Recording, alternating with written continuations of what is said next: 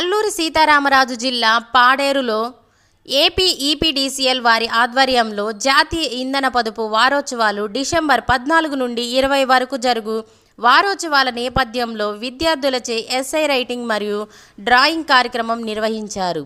విద్యుత్ వృధా కాకుండా విలువైనదిగా కాపాడుకుందాం. స్టేట్ ఎనర్జీ కన్సర్వేషన్ మిషన్ ఇంధన శాఖ ఆంధ్రప్రదేశ్ ప్రభుత్వం నేటి సత్సంకల్పం రేపటి వెలుగుల సహకారం పాడేరు డివిజన్లో తలార్సింగ్ స్కూల్ స్టేడియం నందు కార్యక్రమం నిర్వహించారు. ఈ కార్యక్రమంలో ఎస్సీ మరియు డిఏ అప్పారావు, ఏడి బాలమురళి, రమణ తదితరులు పాల్గొన్నారు.